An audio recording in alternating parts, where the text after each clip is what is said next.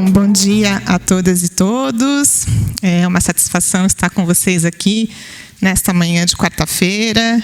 Queria dizer que o IFISH tem a satisfação de receber a embaixadora Irene Gala e de acolher a palestra Os Desafios para a Política Externa Brasileira em 2023. Satisfação de receber também, a professora Clarice, o professor Rafael, que vão participar aqui da mesa conosco. Eu queria destacar a importância desse tema, no contexto em que a gente está vivendo, às vésperas do primeiro turno das eleições, de eleições que são decisivas para o futuro do país, decisivas para a vida e para a política brasileira, para a vida de brasileiras e brasileiros, claro, mas também para recuperar a imagem do Brasil no cenário internacional, para refazer as relações estabelecidas com a comunidade internacional, especialmente com os países do Sul, para repensar estratégias e propostas apresentadas pela diplomacia brasileira. Todas essas questões são de interesse do nosso instituto, dialogam com as pesquisas que nós fazemos aqui, mas eu queria destacar dois temas em especial que têm sido abordados ao longo da trajetória da embaixadora e com as quais nós trabalhamos bastante aqui no IFISH nos nossos cursos, que são a discussão sobre gênero e ações afirmativas, seja na carreira diplomática, seja nas relações internacionais. Então, ao chamar a atenção para esses temas, eu creio que a Irene traz uma grande contribuição para a renovação da área de relações internacionais e também para a nossa perspectiva aqui de pesquisa e de ensino na universidade e no IFISH em especial. Então, gostaria de dar as boas-vindas em nome do nosso instituto e também em nome da Unicamp e ficar aqui à disposição da embaixadora e dos colegas da mesa, passando a palavra a vocês. Muito obrigada.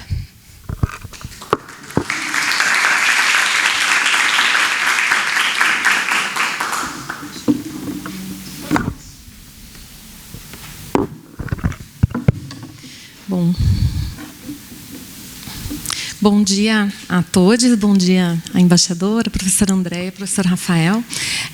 O meu nome é Clarice Palma, sou professora do Instituto de Biologia. Hoje eu vou apresentar rapidamente, nesse contexto, espero poder discutir um pouco com a embaixadora Irene também, essa nossa rede de mulheres acadêmicas na Unicamp e a importância desse grupo, desse coletivo, para o desenvolvimento acadêmico nosso aqui na Unicamp, mas fora também. Rapidamente, então, apresentando a nossa rede, ela vem da necessidade da gente implementar ações e políticas institucionais para neutralizar as barreiras, esses obstáculos que as mulheres enfrentam no contexto acadêmico e na carreira acadêmica universitária na Unicamp, mas não só na Unicamp, Nós temos 4 principais objetivos, que é problematizar a disparidade, entender o que está acontecendo na nossa universidade, ampliar o diálogo, então acho que já estamos sendo bem sucedidos nesse momento aqui, promover estratégias e ações para incentivar a atração, permanência das mulheres na carreira, e um ponto muito importante, que é apoiar as mulheres para ocupar posições de liderança. Então, principalmente no âmbito administrativo, a gente sabe que as mulheres sempre estão em menor número do que os homens, e esse é um dos grandes pontos da nossa rede, na carreira das acadêmicas aqui na Unicamp. Nós, quem somos? Nós somos cerca de 100 docentes e pesquisadoras de 27 unidades e institutos espalhadas, então, de uma forma bastante interdisciplinar. Nós temos um conselho executivo também bastante interdisciplinar, onde tem a professora Helena Burgoni, que eu estou representando aqui hoje, ela não pôde vir, e várias outras também. Então, é importante a gente entender que nós estamos espalhados em praticamente quase todas as unidades, em todos os institutos na universidade. Como um primeiro produto, nós começamos esse grupo ano passado, mas um primeiro produto nós temos esse quadro, que é a entrada dos professores, quando a gente entra como professor assistente, nós somos meio a meio, de uma forma geral, com várias disparidades entre áreas, que a gente não vai entrar aqui no caso, porém, ao longo do desenvolvimento da carreira, para professor associado e depois professor titular, a gente vê um claro corte, o que a gente chama de tesoura, efeito tesoura. Então, por que as mulheres não conseguem as posições mais elevadas na carreira da mesma forma que os homens, né? Então, essa é um dos pontos que essa primeira figura, né? Primeiro quadro mostra. Então, atualmente, nós somos 36% de mulheres e o restante, a maioria, de homens. Um segundo produto, nós produzimos uma cartilha, né, onde a gente vai falar do fortalecimento da equidade de gênero, combater o assédio sexual e moral e alguns conceitos importantes, porque a gente vê que muitas vezes os termos não são muito conhecidos, né?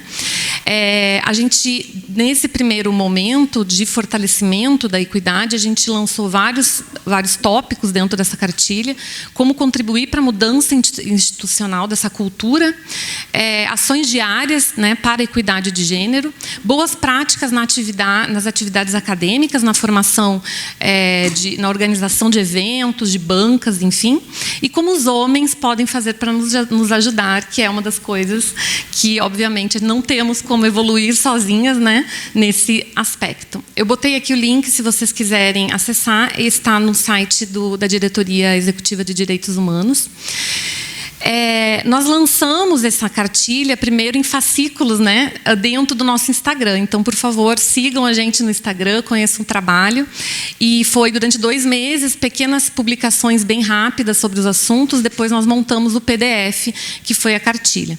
Dentro da cartilha, a gente está divulgando, está apresentando o que já vem sendo feito pela comissão assessora, né, da Diretoria Executiva de Direitos Humanos, em relação à prática, né, ao combate do assédio sexual, que é um dos pontos muito importantes na equidade de gênero e que a gente precisa combater. Então, a comissão já tem várias ações, como, por exemplo, o próprio Guia de Violência Sexual, e tem um serviço de atenção à violência sexual, né?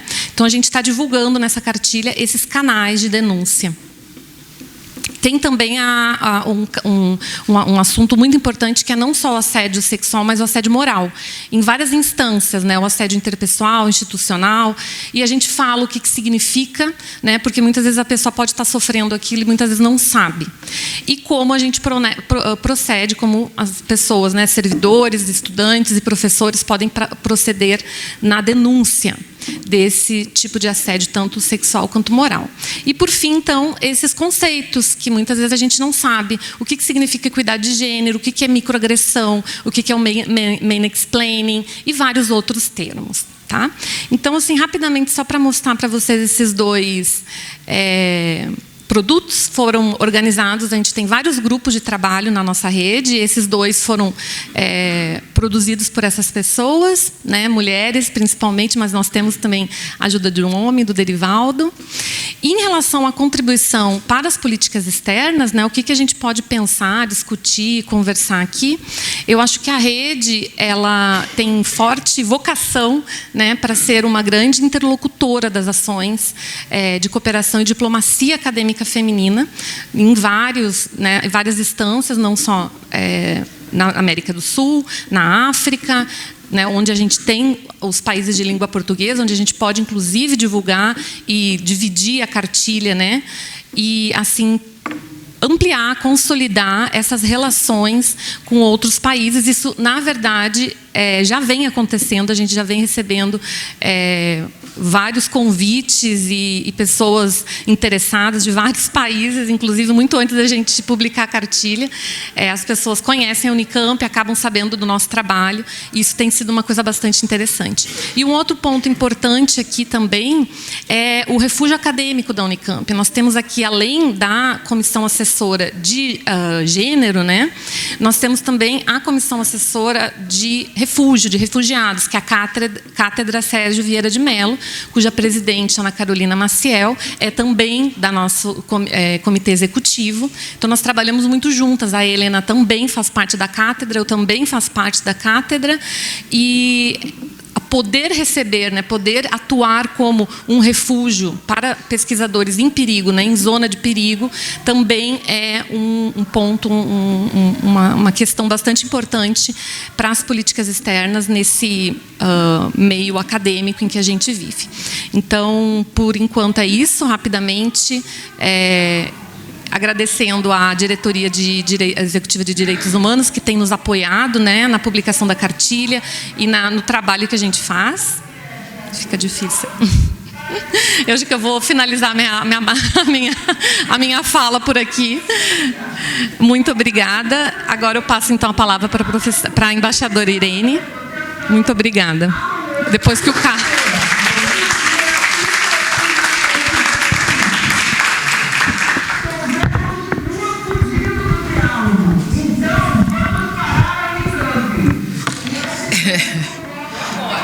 Não, agora a gente não para, não. Tá bom assim o som? Tá? Eles para gravação lá. Eu sempre brinco, digo que a minha vocação era ser cantora, mas não me deram voz, esqueceram. Então, quando eu pego um microfone, eu lembro que eu gostaria de ser a cantora, mas não deu. Gente, bom dia. Se ouvirem a minha voz, quer dizer, já estão ouvindo, já vão ver que não dou conta, mas tudo bem. Bom dia, é um prazer, um privilégio estar aqui com todos vocês. É uma alegria ser recebida pela rede de professoras, né, de feminina, a diretora aqui conosco, muito obrigada, a professora doutora Adriana, que, enfim, me recebeu essa manhã, e todo um grupo. É uma alegria estar aqui. Em 2 minutos vou falar um pouco do escritório do Itamaraty em São Paulo. Eu sou subchefe do escritório.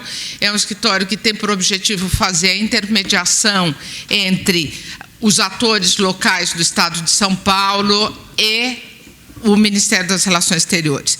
Eu mencionei há pouco, num grupo menor, que a cidade de São Paulo tem o privilégio de ser a 2ª cidade no mundo com o maior número de consulados, e depois de Nova York. Isso faz com que a cidade de São Paulo seja um foco de interlocução internacional a ser explorada por profissionais que podem trabalhar nesses locais. É um trabalho interessante para quem tem algum interesse na área internacional, mas, sobretudo, para potencializar oportunidades para os agentes, para os atores brasileiros. Então, isso é muito bom, o escritório faz isso, e aí já cumpro aquela tarefa mais difícil, quer dizer que nos últimos 4 anos foi complicado trabalhar.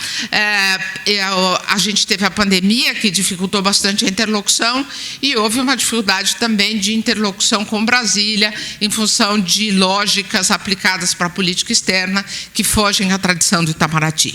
Então, coube a nós, diplomatas, que, como diplomatas que somos, temos que fazer a negociação entre o possível e o ideal.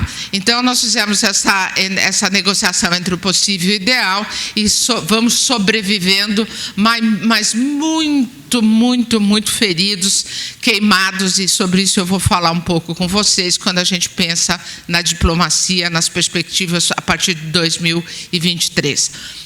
Eu também queria mencionar que a questão de gênero é especialmente interessante, para mim me toca muito, e recomendo, se puder, convido a rede a colocar no seu Instagram referência a um documentário que nós, mulheres diplomatas, fizemos em 2018, que se chama Exteriores, Mulheres Brasileiras na Diplomacia. É um documentário de 50 minutos, 50 minutos, que conta da entrada da primeira mulher na carreira diplomática, que foi em 1918, por acaso também a primeira funcionária pública do Brasil, concursada, entrou por concurso, e que depois, então, no seu aniversário de 100 anos de entrada no Itamaraty, nós realizamos esse documentário para falar a trajetória. Há cerca de 1 ano e pouco, o SEBRE, que é o Centro de Estudos Brasileiros de Relações Internacionais, organizou um grande ciclo de palestras sobre a política externa brasileira, e ao final se deu conta, a partir das demandas das minhas colegas diplomatas, que não havia mulheres no ciclo de política externa brasileira. Aí saíram correndo atrás, puseram ali a ex-ministra do Ambiente, trouxeram a presidenta Dilma para, enfim, compor ali o quadro de política externa, e acabaram vindo falar comigo, também por recomendação das minhas colegas, né, vieram falar comigo e falar se eu não poderia falar sobre a participação da mulher na política externa brasileira. Aí eu falei assim, não, a gente começa por mudar o nome, né? A não participação da mulher na política externa brasileira. Então, tudo é um processo muito, vamos dizer assim, soa agressivo, mas ele é, sobretudo, um chamamento à ação, um chamamento à percepção das incongruências que a gente vive. Então, no caso das mulheres, esse documentário mostra muito os nossos tetos de vidro, as condições pelas quais a gente nunca teve mulheres em postos importantes da carreira diplomática. Tivemos uma vez uma colega que foi embaixadora na missão do Brasil em Nova York, depois ela também foi embaixadora em Berlim, e tivemos uma vez uma embaixadora em Paris já há algum tempo. Ou seja, temos mulheres que fizeram uma trajetória importante, mas nunca, hoje o caso não é falar disso, eu tenho até uma galeria de retratos com mulheres que fizeram parte da nossa história, porque eu acho que a gente tem que fazer referência e dar o devido valor a essas mulheres que trabalharam. Mas, enfim, esse não é o caso hoje aqui. O que nós hoje, como mulheres no Itamaraty, queremos realmente alcançar posições de chefia. O Brasil e o Uruguai são os únicos 2 países no conjunto das Américas que nunca tiveram uma chanceler, nunca tiveram uma ministra das Relações Exteriores, e nós pedimos não só uma ministra das Relações Exteriores, como também uma secretária executiva, né, a secretária-geral do Itamaraty, que também nunca foi uma mulher. A galeria de retratos das paredes do Palácio do Itamaraty são totalmente masculinas. Então, a gente luta por essa mudança. Bom, mas enfim, então vamos falar de 2023. Eu começo por fazer esse registro de que eu não tenho mandato de Itamaraty, não teria certamente desse Itamaraty, sobretudo atual, desse governo, para falar, mas eu tenho feito essa reflexão sobre quais são os grandes desafios que a gente tem, que são, talvez, de 3 ordens, e a partir são essas 3 ordens que vão orientar a minha fala. Eu quero ver um pouco o tempo que a gente tem. Que horas são? Que horas são agora? 11h07. 11h05, tá bom, estamos bem.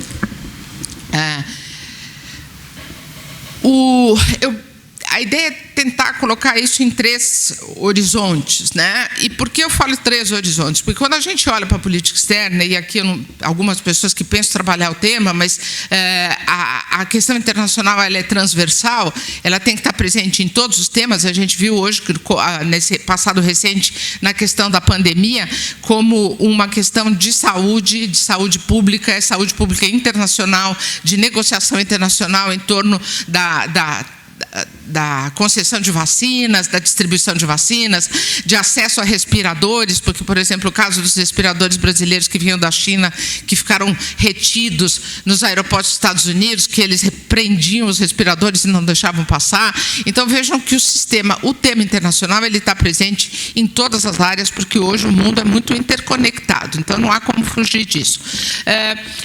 Sendo as 3 questões que eu quero mencionar são exatamente o contexto internacional, que é aquele que todo mundo reconhece na agenda do Itamaraty.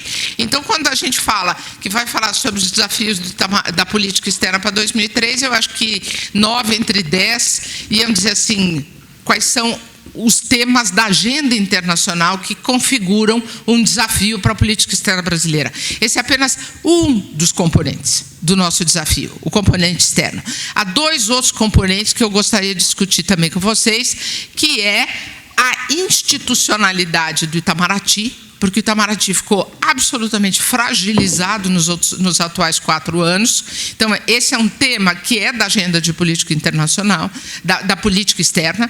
E o terceiro tema é o diálogo com a sociedade brasileira, que também tem que ser uma agenda do Itamaraty, e eu dou um exemplo muito rápido. Na última COP, o Brasil estava presente com uma delegação oficial e ninguém queria ouvir a delegação oficial do Brasil, todo mundo queria ouvir o terceiro setor, os setores da sociedade civil que estavam lá presentes e que fizeram o maior sucesso, né? Desde o pessoal da CUFA, das favelas até os indígenas. Então, se o Itamaraty não fizer um diálogo com a sociedade civil, com os agentes, os atores internos, ele vai continuar indo para o exterior, porque os outros já aprenderam o caminho. Houve uma época em que o Itamaraty tinha a prerrogativa única de fazer política internacional, porque basicamente quem falava uma língua estrangeira vinha para o Itamaraty. Essa é a história da burocracia, essa é a história dos primeiros representantes diplomáticos do Brasil desde os 200 anos. A propósito, nesses 200 anos de história do Brasil, o Itamaraty tem 200 anos. Foi o segundo ministério criado, o primeiro foi o Ministério da Guerra, logo após a independência, e o segundo foi o das Relações Exteriores, para negociar o reconhecimento da independência do Brasil. Então, nós temos 200 anos, e nesses 200 anos, hoje, nos vemos absolutamente desempoderados, desqualificados, ridicularizados, e esse trabalho precisa ser feito para a gente alterar tentar recuperar a nossa imagem, mas, sobretudo, essa nova agenda de interlocução com o público interno. Então, esses são os 3 temas. Eu vou começar, talvez, mencionando agora esse período de eleições, o fato de ser comum o analista de relações internacionais e os analistas políticos dizerem que política externa não dá voto, Quem sabe quais são as agendas dos partidos sobre política externa? Até tem umas coisas mínimas, Tá bem que os partidos, nenhum deles se esforçou muito para fazer. Não sei se nenhum deles, que eu não conheço todos os programas. Mas, enfim, não há um detalhamento muito grande, mas a área de política externa é aquela realmente generalista, e para alguns partidos ela sequer consta. Então, por que a pergunta se impõe, por que política externa não dá voto? Talvez até passado muito recente havia uma certa unanimidade em torno dos temas da política externa. Então, a política externa, como política de Estado, ela não teria que sofrer alterações em função dos modelos ou dos governos que assumissem o Palácio do Planalto. Isso é uma visão que tende a assumir um ranço elitista do Itamaraty e um ranço de uma sociedade que só tem uma representação de interesses. Aquela representação dos interesses clássicos, do desenvolvimento industrial, que foi aquele que se formou a partir dos anos 50, ou se não de uma elite ruralista, que vem desde o período colonial. Então, havia um interesse nacional do Brasil que era lido a partir desse grande ou desse pequeno conjunto que formava a elite política brasileira. A partir do período da democratização, final dos anos 80, a gente é forçado a reconhecer que a reflexão sobre o interesse nacional brasileiro, ela exige mais complexidade. A gente, felizmente, o que é a Constituição de 88 é incluir novos agentes políticos para definir qual é o interesse do Brasil. E a política externa, quando ela diz que ela não se altera, mostra que ela tem uma certa dificuldade em incorporar novas agendas. Esse é um tema muito, vamos dizer assim, polêmico, Porque os interesses de Estado podem não estar definidos por um governo, mas eles têm que estar previstos em todos os governos. Agora, hoje, vocês aqui não tem gente da área de relações internacionais, mas um tema que surge no mundo da academia, da área de relações internacionais, é quanto a política externa é uma política pública. Ela é uma política pública ou ela não é uma política pública? A tendência está sendo no sentido de entender a política externa como uma política pública. E eu gosto dessa linha. Eu gosto dessa linha por quê? Porque para vocês que, enfim, eu peço desculpas se eu trato vocês como não gente da área de relações internacionais, é porque, de fato, não tem um curso. Então, eu vou fazer uma leitura que toma por pressuposto que vocês não são da área. O que acontece? Na área de relações internacionais e na área de avaliação de política externa, a política externa ela é pautada, e todo analista, jornalista vai dizer isso, que a política externa é pautada pelo artigo 4º da Constituição brasileira. O artigo 4º da Constituição brasileira, e eu tinha até aqui a colinha, mas não vou ler, depois vocês podem lá olhar com mais detalhe. O artigo 4º, ele diz claramente como a política externa vai se pautar. Então, ela vai se pautar pelo respeito aos direitos humanos, pela não intervenção na política interna dos outros países, pela construção de uma parceria no Cone Sul. Esses são os princípios de orientação da política externa. É muito interessante, porque tudo isso coloca o Itamaraty e a política externa voltada para fora. Mas não existe um diálogo de por que o Itamaraty ou por que a política externa faz isso. Ela faz isso para alcançar o quê? Então, eu tenho defendido, na linha e eu digo porque hoje em dia eu sou das pessoas que, dentro da ativa ainda do Itamaraty, tenho tido uma posição mais vocal em função de um ministério que está muito silenciado pela questão política. Então, eu tento trazer debates novos para injetar até uma possibilidade de crítica, né? Vamos pôr temas para que a academia, que os meus interlocutores vão lá e falam assim, não, isso não é, enfim, é uma tentativa de reflexão, de promover, de fato, o diálogo. Eu tenho dito que o artigo 3 da Constituição tem que pautar a política externa. O artigo 3, ele diz quais são os objetivos da nação, quais são os objetivos do Estado. E quando a gente vai falar dos objetivos do Estado, a gente vai falar, e aí eu vou ler, porque esses são menos... Eu vou ler, porque eu julgo bem importante, né? Então, os artigos de política externa são de política externa do artigo 4, enfim, independência nacional, igualdade entre os Estados, defesa da paz, isso é o que a gente sabe. Agora, o artigo 13, ele fala, constituem objetivos fundamentais da República Federativa do Brasil, o Itamaraty, a política externa, o agente é parte dessa república. Começo. Construir uma sociedade livre, justa e solidária.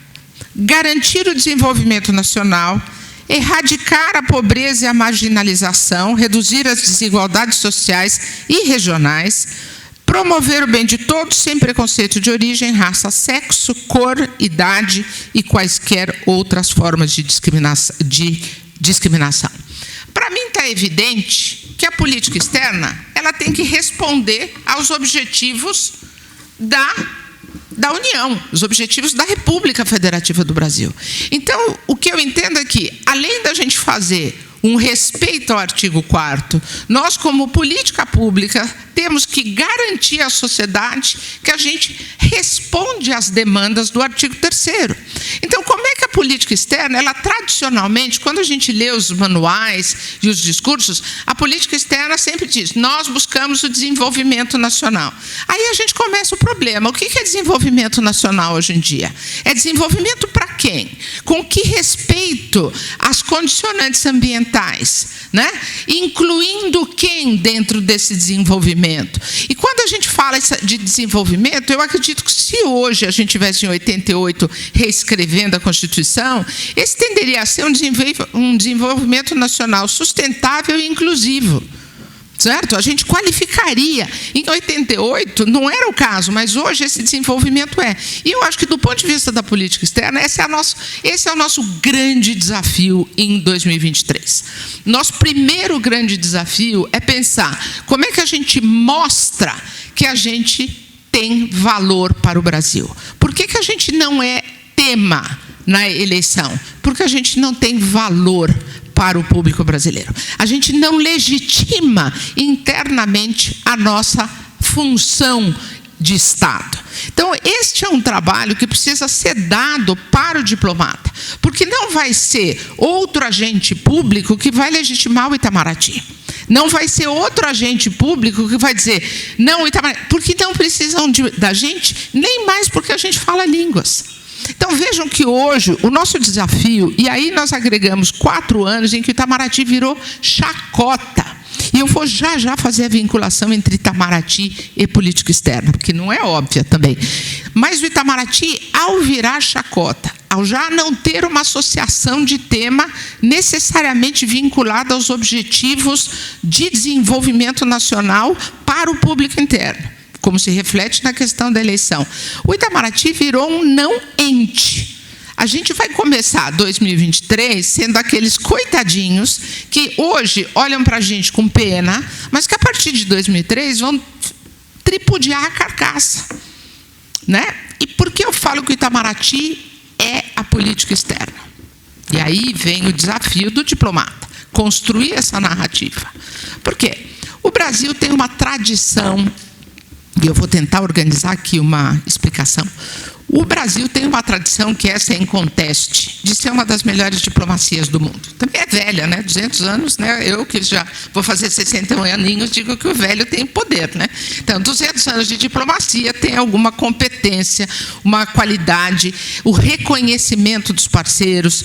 E o Brasil tem alguns atributos que mostram essa potência da nossa política externa. Um deles é a gente ter um espaço geográfico pacificado de quase 150 anos. Então, o Brasil está satisfeito com a sua ocupação territorial e os vizinhos também estão satisfeitos com a ocupação territorial. Enfim, pode haver alguma situação, mas não é um assunto na pauta desses governos e mesmo da sociedade civil desses países que fazem fronteira com o Brasil. Isso já dá ao Brasil uma grande qualidade na sua ação política, porque nós não temos problemas de fronteira. E isso não é pouco para um país que tem fronteira com tantos países e uma quantidade de quilômetros, né, de fronteira. Então, aí a gente já começa com uma qualidade positiva. O segundo aspecto, que também tem servido para construir essa diplomacia brasileira, é que talvez o fato da gente ter sido tão monolítico enquanto poder, ao longo de quase 200 anos, a gente conseguiu construir uma política externa que não tinha grandes sobressaltos. A gente conseguiu manter uma percepção do interesse nacional que era bastante perceptível pela comunidade internacional. Então, a comunidade internacional sabia para onde o Brasil ia e sabia entender qual era a demanda do Brasil. Isso é muito importante na diplomacia. O seu interlocutor tem que saber o que você vai pedir.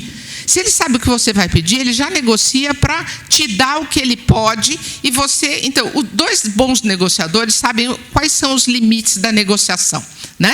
Para você ir ali no máximo do máximo. Se você não conhece seu negociador, você não sabe onde ele vai ceder. Então, e o Brasil sempre foi muito transparente na sua colocação.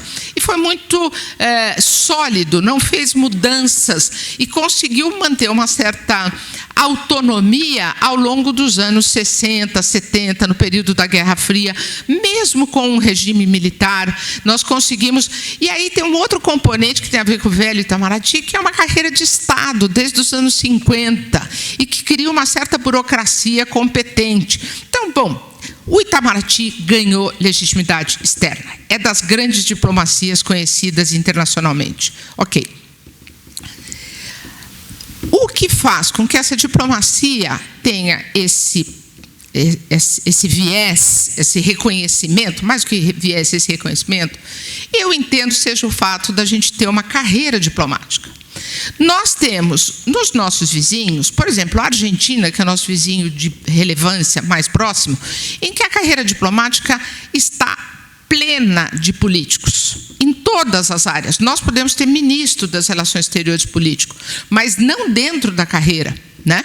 Nós podemos ter embaixadores políticos, mas também sempre topicamente. Nós tivemos um grande embaixador político que ninguém sabe, que ficou mais tempo, que foi o nosso representante junto à Agência Internacional da Energia Atômica, que era um físico, salvo engano, professor da Unicamp, não tenho certeza. Mas, enfim, professor de uma universidade pública, que foi durante longos anos, e que fez com que o Brasil se sentasse na mesa, ou se sentasse à mesa das principais negociações sobre questões nucleares. Por quê? Porque ele entendia do assunto. Então, nós tínhamos um político num lugar onde tem um generalista, que é geralmente a função, a imagem do diplomata, não teria, talvez, nos agregado tanto. Então, nós, ao longo da história, o Itamaraty, como carreira, foi capaz de fazer essa interlocução com o público externo e com a burocracia de Estado. A interlocução do Itamaraty era com as agências de Estado. A partir dos anos 80, começou um pouco com o setor privado, enfim. Mas o que eu entendo é que a gente tem um grande mérito, que foi e a gente, eu digo Brasil, o Brasil tem o mérito de, no sistema internacional, ter tido uma única voz. E eu vou explicar por que isso é tão importante. Os Estados Unidos, por exemplo, que não tem essa posição que tem, não tem um Departamento de Estado com a estrutura, com a força do Itamaraty, o que acontece? Os órgãos de inteligência falam sobre temas internacionais. O Departamento de Estado, de repente, sai correndo e fala atrás. A área de ambiente, a área de comércio, né, USTR, né, a área de comércio, são vários agentes falando. Só que como os Estados Unidos, eles são agenda, eles estabelecem, ou vinham estabelecendo, ainda estabelecem a agenda mundial, era fácil. O representante do USTR ia lá, falava, todo mundo sabia que tinha que ouvir o que ele estava falando, não precisava ser o Departamento de Estado. O Brasil não tem o peso dos Estados Unidos. E o que acontece? A gente falava sempre com uma voz. A gente falava em uma voz sobre o tema de ambiente, sobre o OMC, e fazia com que esse nosso discurso representasse um acordo interno em torno daquela agenda. Então, quando a gente ia falar numa agenda de ambiente, a gente já tinha negociado internamente com o setor industrial, com o setor agro, enfim, com o setor científico, qual era a nossa agenda. Quando a gente vai para a conferência de 2002, que foi uma gigantesca conferência na área da luta contra o racismo, né, todos os temas de direitos humanos, a gente levou uma gigantesca delegação da sociedade civil e a gente fez com que a sociedade civil sentasse como agenda do governo brasileiro, como delegação brasileira, e o chefe da reunião, o que presidia o diálogo, era um embaixador brasileiro que colocou como relatora da conferência uma mulher da sociedade civil brasileira, né? Uma querida amiga.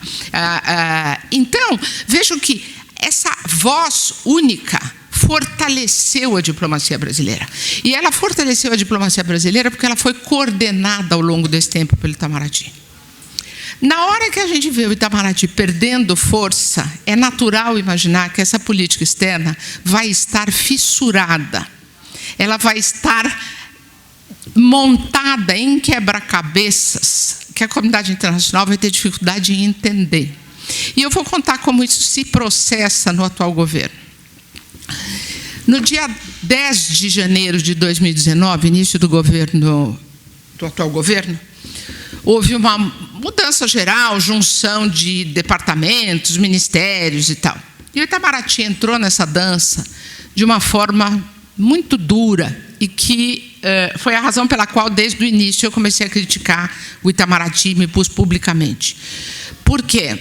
Pela primeira vez, as competências do Itamaraty, que eram exclusivas na área de política externa, passam a ser compartilhadas com todos os ministérios da esplanada.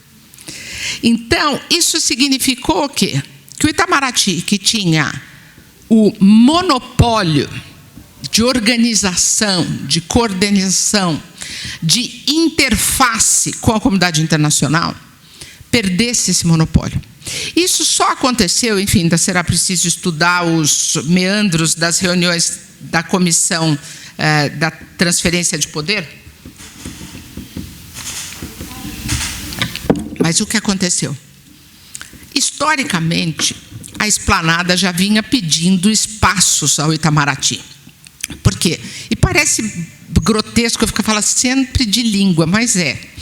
Quando todo mundo começa a falar línguas, todo mundo se vê representante internacional que vai, né? Aí o diálogo internacional cresceu e o Itamaraty soube transitar com isso. Ele foi cedendo, ele foi negociando, mas ele nunca perdeu o mandato, sobretudo o Ministério da Fazenda, desde a época das renegociações de dívida dos anos 80, né? E o Itamaraty sempre estava lá como negociador.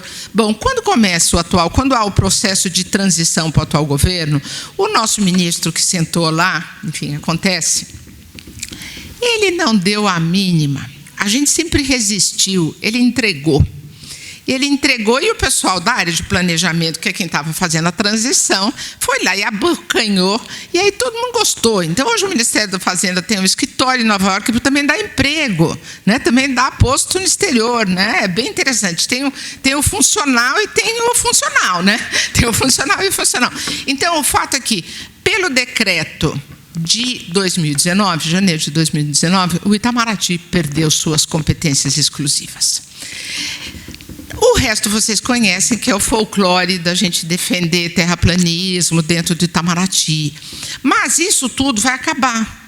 Só que a gente vai precisar mudar esse decreto. Aí a pergunta é, será que toda a esplanada dos ministérios que gostou disso vai trazer de volta essa competência do Itamaraty? Qual foi o efeito disso e que me preocupa? Eu criei uma imagem, que é a imagem da Hidra. A Hidra, aquela figura mitológica com várias cabeças, que são cabeças pensantes, que até aí está tudo bem, né? Mas vamos virar a Hidra de cabeça para baixo, vamos fazer a Hidra prensar dentro do Brasil, né? Mas não, essa Hidra está virada para fora do Brasil e cada um fala uma coisa. Existe uma polifonia dissonante, né? Não sei, o pessoal de música, como é que isso se combina, mas a ideia é isso, cada um fala uma coisa, do jeito que quer, e o Itamaraty fica sabendo depois, ou sequer fica sabendo, e tem que aquecer, porque o outro ministro é mais forte do que o nosso.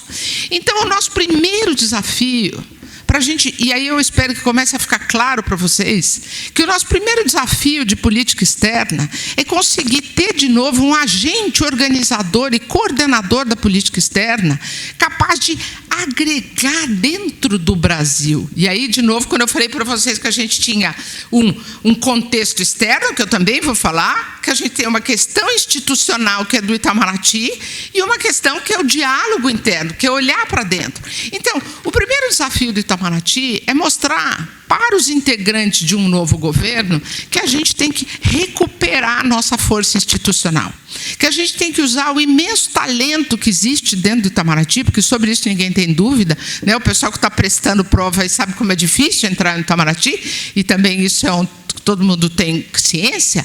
A gente precisa reestruturar o Itamaraty de modo que o Itamaraty se legitime pelo mérito das pessoas que estão lá dentro. Historicamente, a gente foi depauperando o Itamaraty de critérios de mérito. Todo mundo sabe que a gente lá dentro, as promoções, né, tem uma história, mas tem muita influência política. O próprio fato das mulheres não terem acessado posições de poder é porque o mérito não se estabelece. Porque mulher mérito tem, o que a gente não tem é possibilidade, oportunidade, não tem cota para nós, e o nosso mérito se perde. Então, a gente precisa fazer uma mudança no Itamaraty que vai desde essa questão institucional até a própria legitimação do nosso mérito. E hoje em dia os nossos jovens dentro do Itamaraty estão muito estimulados depois de 4 anos desse governo. Então é preciso fazer uma injeção de convicção da nossa força. São 200 anos de uma instituição que tem história para contar e que tem resistência também.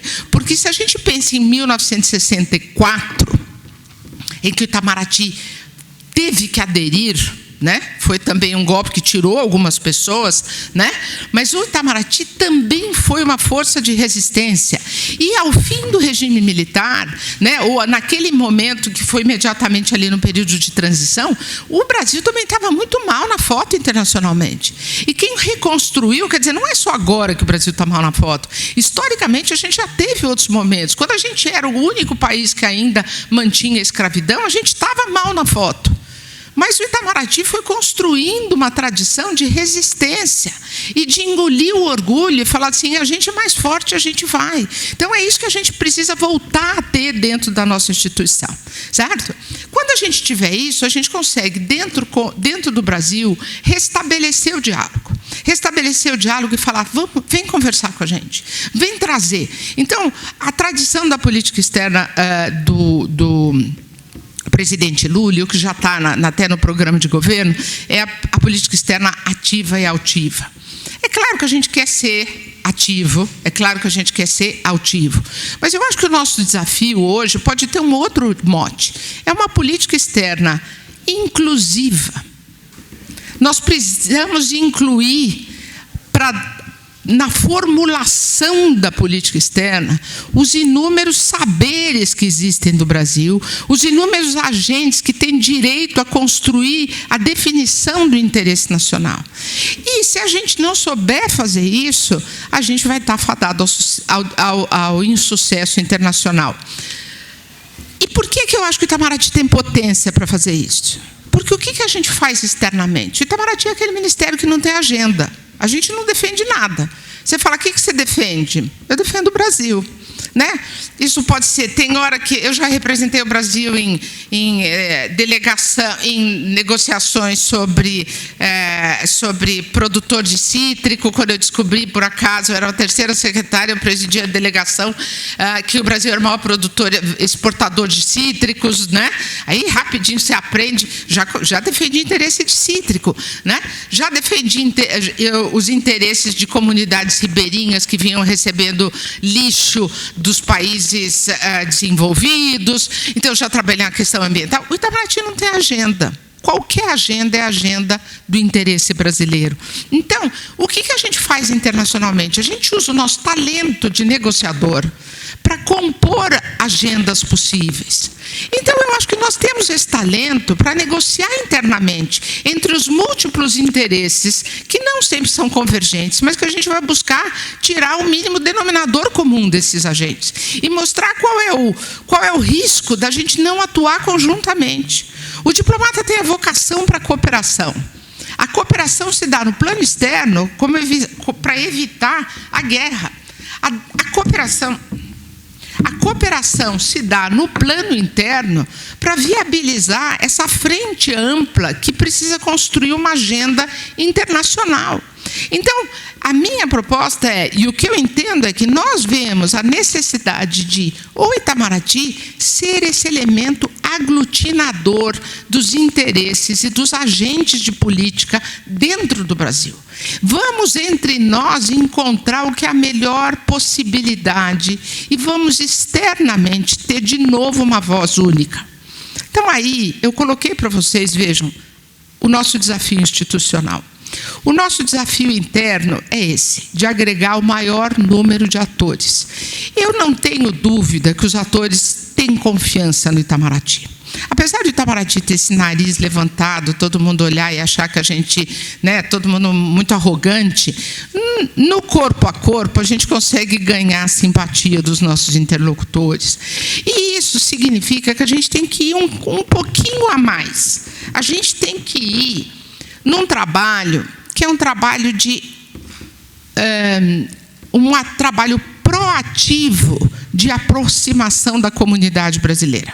E quando eu digo comunidade, da sociedade brasileira. E isso a gente pode fazer com diálogo com a universidade.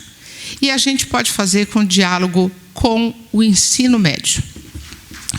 Nós fizemos um projeto no escritório do Itamaraty em São Paulo que tem tido muito êxito, que é levar simulações do modelo ONU para escolas públicas.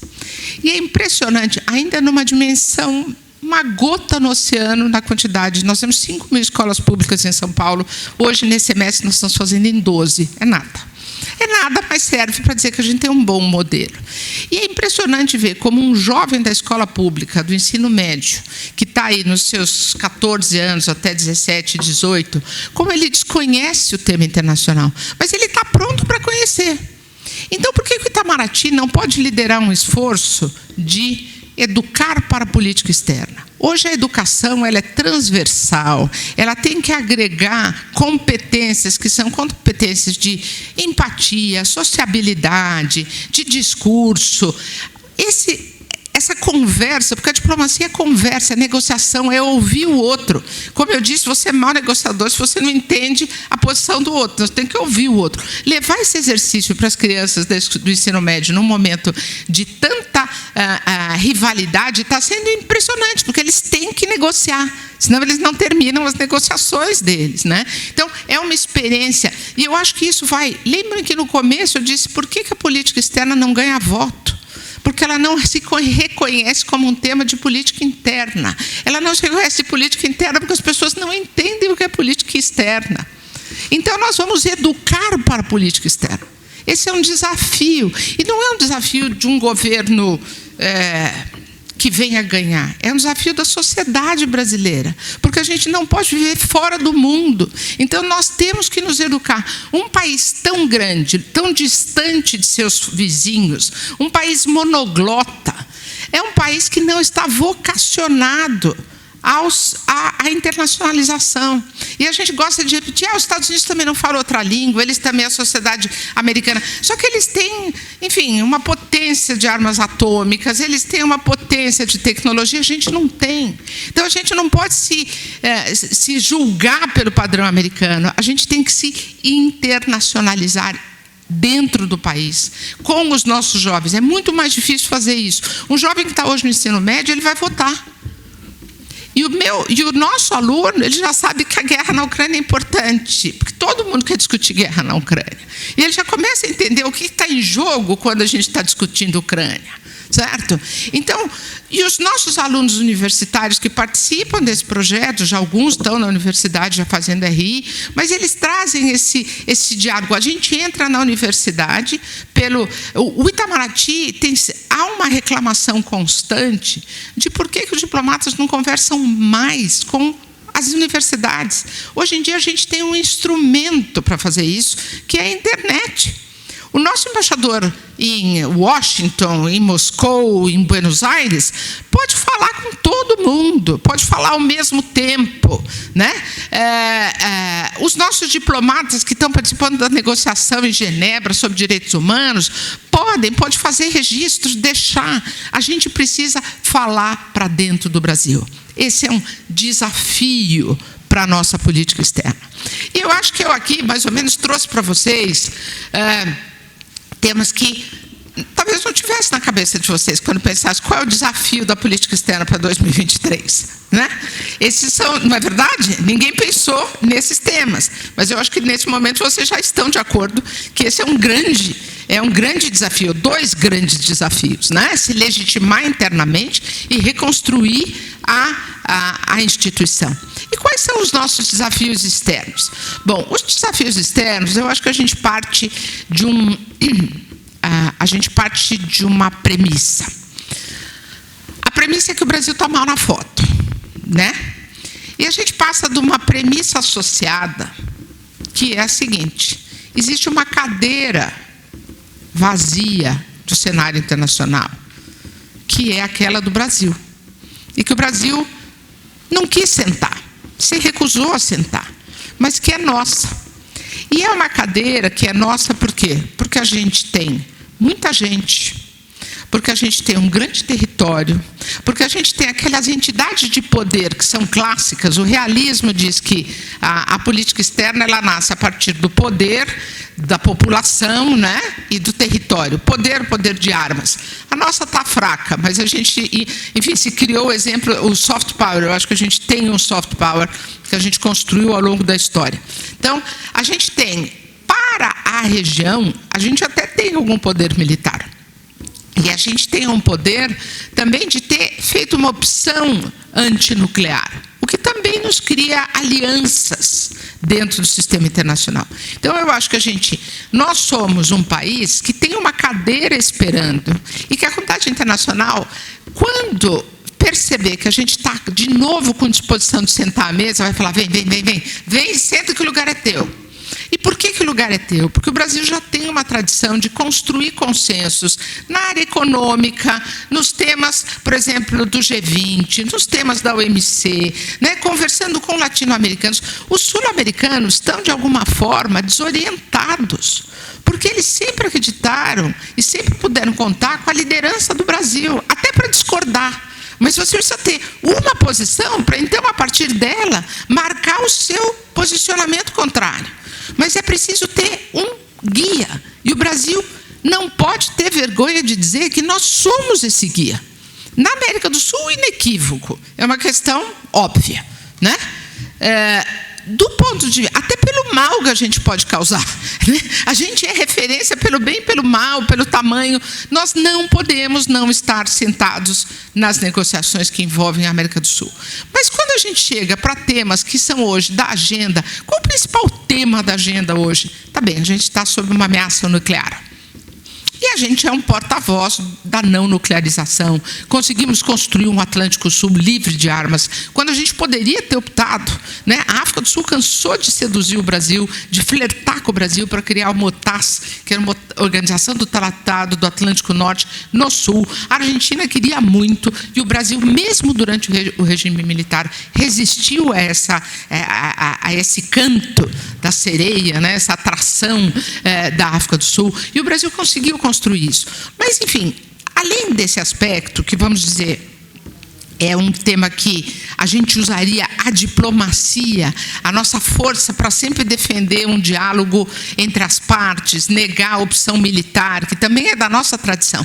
O segundo grande tema, e esse é muito tópico que a gente está vivendo, essa situação da guerra e uma ameaça nuclear, mas o grande tema da humanidade é a questão ambiental. O Brasil apenas tem a maior floresta, o maior regime hídrico, né? A gente tem a potência e o risco. Portanto, o mundo inteiro quer conversar com a gente. E, neste âmbito, a gente tem uma proximidade com a África, que é a segunda maior potência. Quando eu trabalho muito com a África, né, o pessoal aqui, alguns talvez de vocês saibam, eu digo, o país que a gente ignora e que é principal potência africana é a República Democrática do Congo. A República Democrática do Congo é a base da segunda maior floresta tropical e tudo que vem junto. O Rio Congo é o segundo maior rio, depois do rio, né, da segunda bacia de água doce, depois da bacia do Rio Amazonas. Então, a gente tem que construir com esses países africanos um diálogo. E o Brasil tem uma tradição que ele já construiu de buscar vencer nesse diálogo com o que foi um dia o mundo colonial.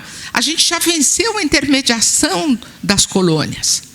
Né? Das colônias não, das metrópoles. Então, isso é um poder para a gente sentar na mesa. Quando a gente senta na OMC, eu sentava, porque a OMC era mais poderosa, e quando a gente senta no G20, mas quando a gente sentava na OMC, a gente trazia com a gente esses países que são países exportadores de commodities, né, de agricultura. E aí a gente fala do terceiro item, segurança alimentar. O Brasil é gigante na área de segurança alimentar. Então, a gente se diminui, porque realmente a gente está muito mal na foto, mas a gente que é diplomata, e eu acho que todos os outros que têm que sentir isso, nós somos potência.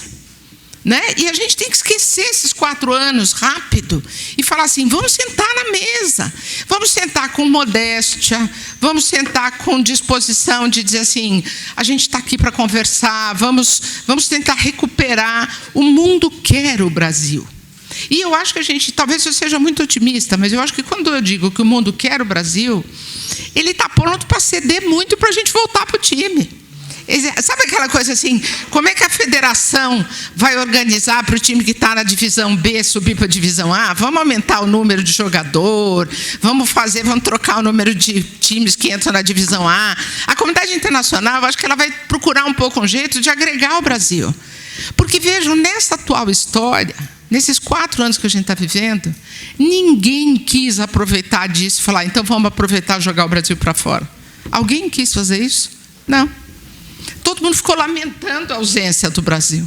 Então, agora a gente tem que chegar, ocupar esse lugar e dizer assim, estamos aqui de novo. A gente vai fazer a nossa... A palavra não é meia-culpa, mas a gente vai fazer a nossa reflexão sobre os nossos erros. A gente vai voltar para o cenário internacional e a gente vai começar a ver tudo de mal que foi feito que a gente tem que desfazer, porque tem um monte de acordo assinado, tem um monte de vinculação a grupos políticos. A gente precisa, com discrição, porque a gente não quer, dentro do Brasil, romper alianças com o Brasil. O Itamaraty é a diplomacia do Brasil inteiro. Certo? Então, a gente também tem que agregar grupos evangélicos, a gente tem que... Todo mundo faz parte desse diálogo, né? Então, eu entendo que no sistema internacional a complexidade é gigantesca. E aí eu queria fazer uma chamada à universidade. E eu uso aqui vocês, mas é uma chamada para o conjunto universitário total. Os temas, hoje, da política externa são tantos que é difícil para um diplomata nomeá-los, porque eles surgem aos borbotões. Se a gente pensar, e o diplomata é, por essência, um generalista. né? Eu, por acaso, fiz uma carreira muito especializada, tenho colegas que têm especialização na área multilateral econômica, na área multilateral política, mas nós somos, por essência, generalistas. Isso nos permite ouvir todo mundo e não ter posição formada também. A gente sabe o que é, a gente tenta entender. O desafio é da universidade identificar quais são os temas internacionais que são mais pungentes, mais importantes para o Brasil. Vocês são a cabeça, vocês são a ponta de lança do debate internacional. Hoje, numa conversa que eu tive na reitoria, eu falei, quanto tema internacional está transversal na agenda de todos os cursos da universidade? Por quê? Porque são os temas da internacionalização que colocam o Brasil hoje numa berlinda. A gente alcança ou a gente fica para trás? Na área tecnológica, na área biológica, na área... enfim, you name it, todas as áreas. Não há área em que os desafios não sejam além fronteiras. E o Itamaraty não é o locus de excelência para estudar esses temas. O locus de excelência é a universidade.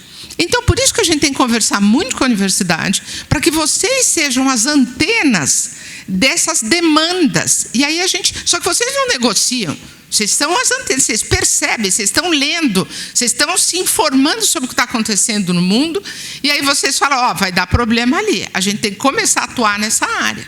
E aí a gente vai começar a negociar. Aí o Itamaraty entra. Aí o Estado, indutor de políticas, deve começar a agir. Certo? O Estado tem o poder de induzir, né, de construir o que é uma política pública. Então, eu volto à palavra, a política externa é uma política pública, necessariamente é uma política pública, que conversa, que tem interlocução interna. Certo? Então, gente, o nosso desafio no campo externo é retomar o diálogo. Mas a gente tem que retomar esse diálogo com muito cuidado, porque a gente não pode ser reconhecido com algum tipo de história do Brasil que vai dividir aqui dentro.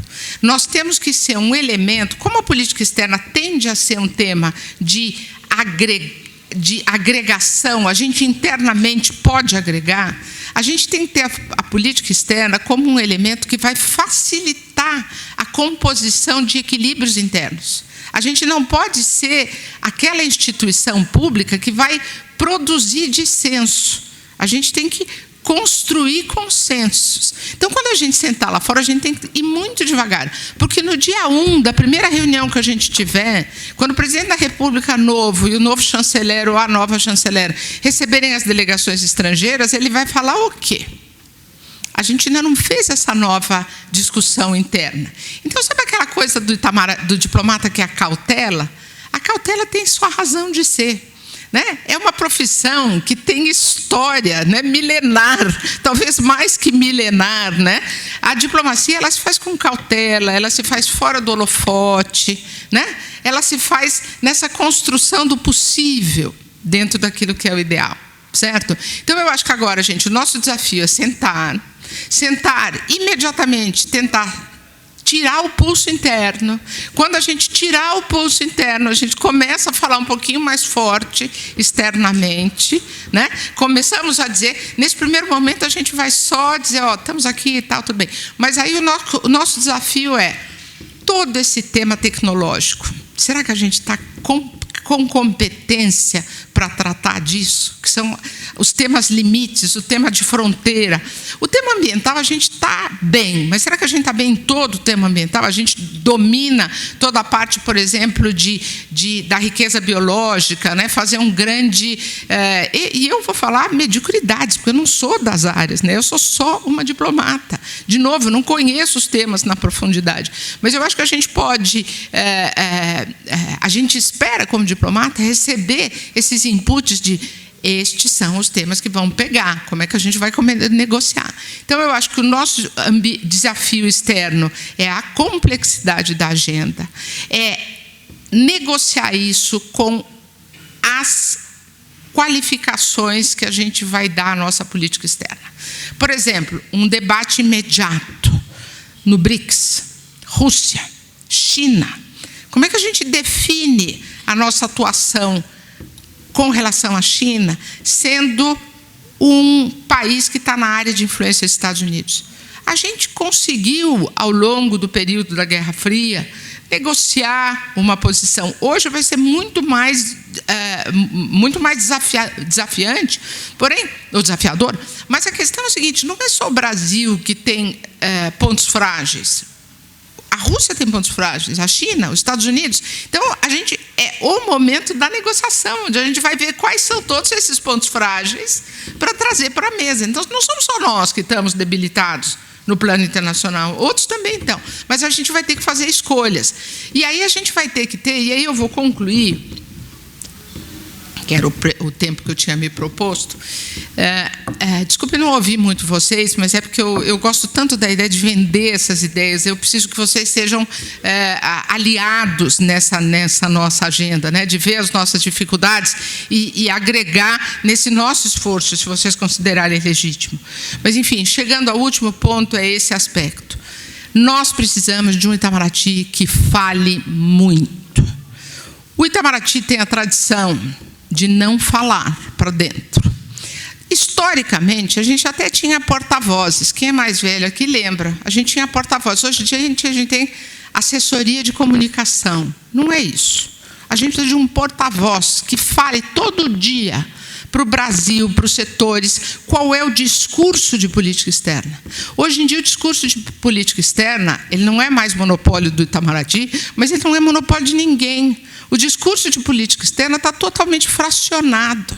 Então, se ele está fracionado, você vai encontrar múltiplos polos de adesão e de rejeição.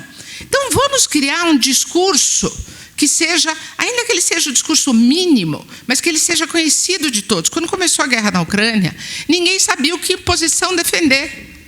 Não estava claro. Aí a gente começou a adotar a posição da mídia internacional. Né? Por quê? Porque ninguém dava legitimidade ao Itamaraty para construir uma posição de política externa. E aí começou de novo essa cacofonia interna. Ou seja, o Itamaraty tem um papel, e esse papel significa, inclusive, ter uma voz que fale para dentro do Brasil, com a mensagem do que a gente precisa fazer internamente, o que a gente pode externamente. Ou seja, isso se chama transparência. Diplomacia também se faz com transparência, né? Então, resumindo a ópera, o nosso desafio é grande. A gente tem que ter coragem, mas a gente tem quadros e, como eu disse no princípio, a gente tem uma história que nos move. A gente vai ser capaz de fazer isso e os meus colegas, todos diplomatas, estão ansiosos para pôr a mão na massa. Muito obrigada.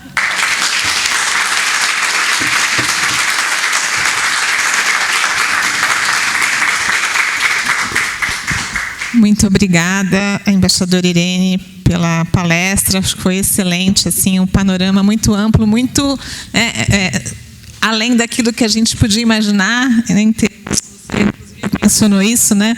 Em termos da diplomacia, quais são as múltiplas, né, áreas de atuação, os múltiplos temas, né, que interessam a diplomacia. Eu, na minha fala inicial, mencionei 2 ou 3, a questão da política mais geral, mas também pensando na sua trajetória em relação à ação afirmativa, em relação à questão de gênero, mas tem muitas outras pautas aí que você destacou, né? A pauta ambiental, a questão da segurança alimentar, a questão da tecnologia, quer dizer, tudo isso que a universidade pode, o meio ambiente, né? Tudo que a universidade pode contribuir. Eu vou passar a palavra, então, ao professor Rafael, que vai fazer alguns comentários. Obrigado, professora Andréia. Bom, coube a mim essa difícil tarefa, né, de reagir a essa fala tão instigante, né, tão densa, né, da embaixadora Irene. Eu também não quero abusar aqui da fala, porque eu quero ouvir mais, para falar a verdade. Então, eu vou falar bem rapidamente e passar aqui para algumas perguntas, né, antes da gente encerrar. Mas uma coisa que ficou muito presente, né, na sua fala, da forma como eu percebi, impressionante o paralelo que a gente tem, né, com o que acontece ou tem acontecido no Itamaraty e o que a gente também sente na universidade, né? Essa crise de legitimidade frente à sociedade, né? Esse enfraquecimento da percepção social em relação ao Itamaraty é algo que a gente sente também nas universidades. né? Então, esse diagnóstico acho que serve também para a gente pensar as nossas ações cotidianas aqui, no sentido de desenhar estratégias institucionais para restaurar essa legitimidade, para depois reconstruir, né? Essa reconstrução que é fundamental nesse momento que a gente está vivendo. Nós estamos, não só por conta da pandemia, mas tem todas essas urgências, emergências, desafios globais, desafios compartilhados, né, que nos conclamam a pensar formas de atuar no sentido de recuperar, reparar, curar, acolher, incluir, né, a partir das nossas instituições, das nossas ações, na dimensão social, na dimensão ambiental, na dimensão política, né? Nossa democracia também está fragilizada, precisa ser reparada. Então, acho que o desafio compartilhado aí é muito grande, né? E a gente tem muito a aprender e a cooperar, apoiar o Itamaraty nessa tarefa difícil, porque realmente é um patrimônio desse país, o que é essa instituição, e temos que apoiar, né, esse exercício, essa tarefa difícil de reconstrução que vem pela frente. É uma instituição que tem, como a embaixadora comentou, uma experiência e tradição na construção de consensos, e também achei interessante essa perspectiva de usar isso para dentro do país, nessa difícil tarefa de recompor esse tecido social que foi se fragilizando cada vez mais, né? Sempre foi frágil no contexto de um país onde as desigualdades sociais e econômicas são brutais, mas está ainda mais tensionado por conta de tudo que a gente vem vivendo, né? Então aí temos essa tarefa novamente compartilhada de produzir e promover essa cultura do diálogo e da paz, e a experiência do Itamaraty, acho que para a nossa universidade, para as universidades, vai ser algo fundamental, né? Tenho certeza aí, a professora Adriana, professora Silvia, meu amigo Cristiano, professora Anne, professora Clarice, professor André, professor Michel, todo mundo aqui, a gente compartilha também dessa percepção do compromisso que essa instituição tem, e acho que a Unicamp, né, aqui conosco, seguramente vai aderir no que puder nas suas ações, para a gente conduzir essa pauta compartilhada e encarar esse desafio que é imenso, né? Então, acho que as suas reflexões certamente reverberaram muito aí, a gente vai tem que ter isso no nosso horizonte, né? Bem, como eu falei, eu quero ouvir mais. Acho que todo mundo aqui quer ouvir mais, então eu vou sugerir aí abrir para perguntas. Talvez a gente possa fazer uma rodada de 3 perguntas e depois retomamos com a embaixadora Irene.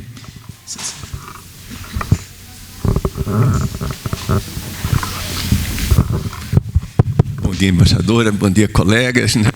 Eu sou Cristiano Lira, coordenador do Instituto de Estudos Avançados da Unicamp e há muitos anos professor da Faculdade de Engenharia Elétrica e de Computação.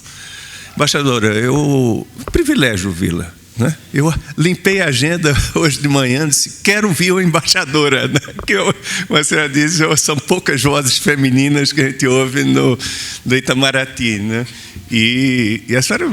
Foi difícil ouvi-la. Estou com Rafael, eu quero ouvir mais, né? O ponto né? Porque, e eu, com certa ingenuidade nesses tempos, nesses últimos 4 anos, né, eu olhava assim, o que aconteceu com o Itamaraty? Né? Quer dizer, que a gente tem uma coisa meio ingênua, assim, diz, não, ali tem quadros qualificados, né? Tem. Mas é como a gente olha para a universidade também, isso acontece aqui. Tem gente pensando assim, que coisa estranha, né? A gente faz o tempo inteiro que você tem que não há descanso, né? Imaginar a situação resolvida.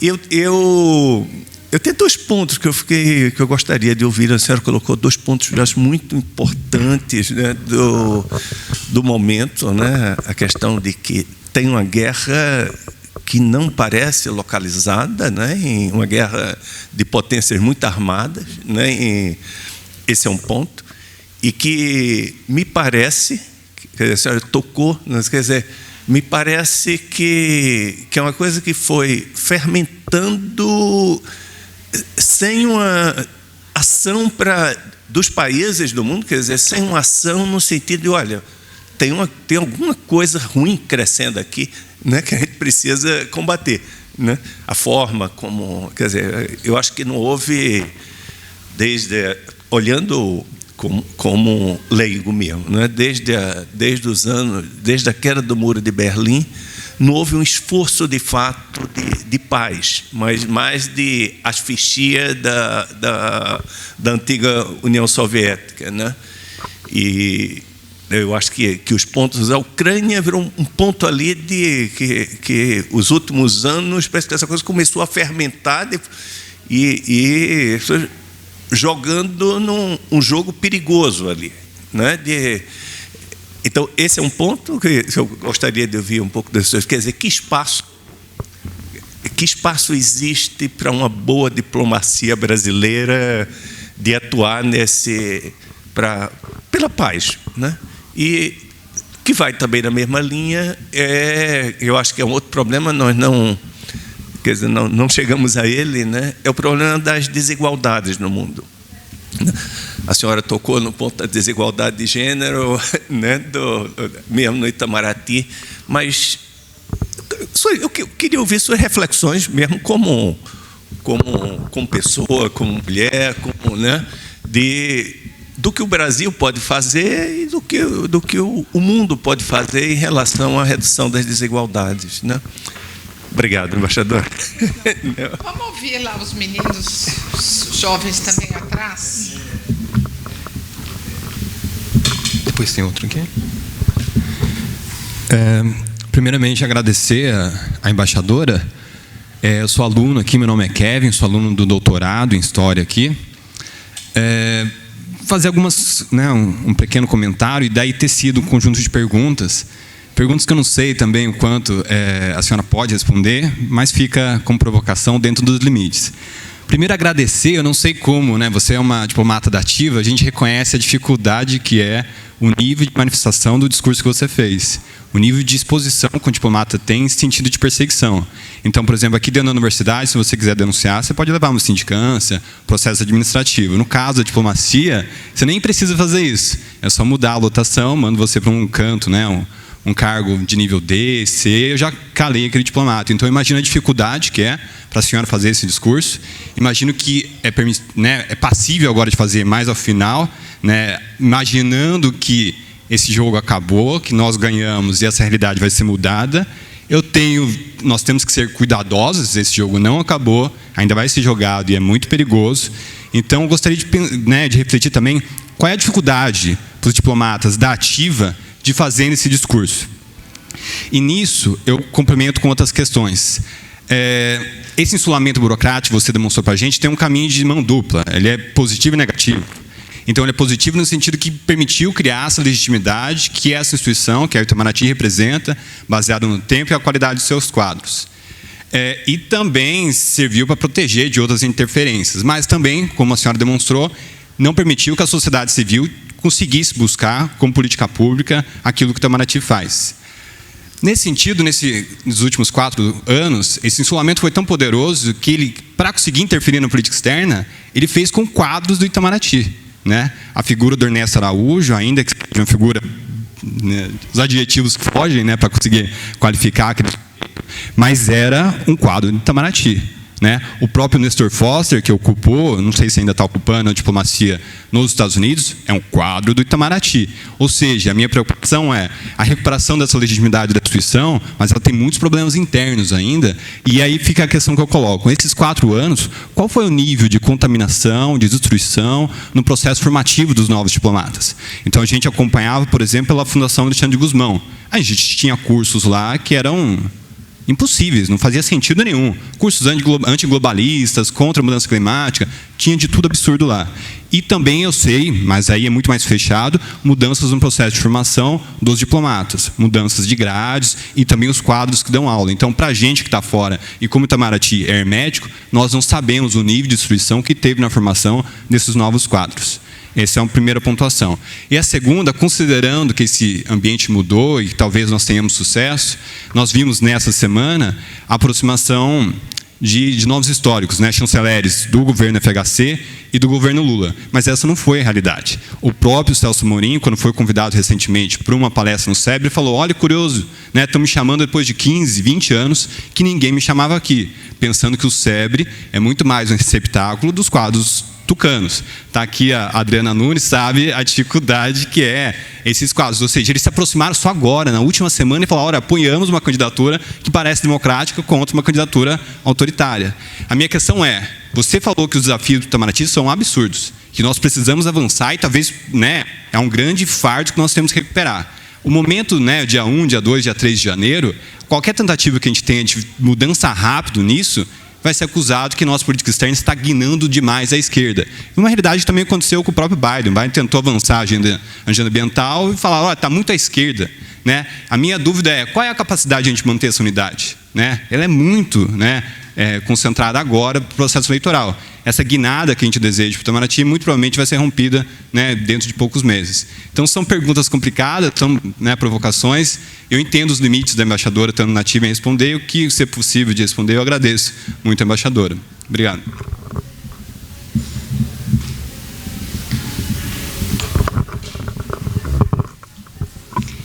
Bom dia. Eu queria agradecer primeiro a fala da embaixadora, que foi muito interessante e acho até inspiradora, de várias formas que você sai.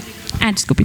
Foi muito inspirador, foi interessante e muito inspirador de esse chamado à ação, essa potência que você descreveu que o Itamaraty tem e que a sociedade civil, de uma forma, tem e que ficou muito silenciada nesses 4 anos, igual o colega estava falando, ainda não acabou assim, mas a gente está sentindo um certo clima, uma euforia, eu acho, um pouco com esse processo de, tipo assim, talvez, parece que tem uma chance de nós sairmos desse lugar sombrio que a gente acabou chegando. Mas, enfim, a minha pergunta, na verdade, eu sou do mestrado no IEL, eu faço mestrado em teoria literária, mas, assim como os colegas falaram aqui, eu também tinha interesse na carreira diplomática. E aí, essa semana, um exercício que foi proposto numa turma que eu participo de um projeto chamado Futuras Diplomatas, e aí são várias mulheres e nós estudamos em conjunto. E o exercício que foi proposto foi baseado num texto que era Populism and the Domestic Challenge to Diplomacy. E eu lembro que quando eu li esse texto a primeira vez, eu fiquei, nossa, um desafio doméstico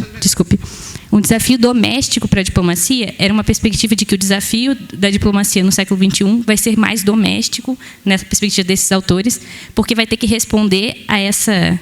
E eu sei que o conceito de populismo também é meio difícil de dominar, mas no conceito que eles estão usando aqui é mais ligado a essa retórica da extrema-direita, de criar esse inimigo comum na figura do establishment, na figura das universidades. Eu vi que o professor falou que é muito parecido com o que a senhora descreveu no Itamaraty e o que a gente viu nas universidades, e eu acho que isso não é à toa, é porque o alvo dessa retórica geralmente recai sobre esses lugares, né, de construção de conhecimento crítico ou uma força de resistência à sociedade.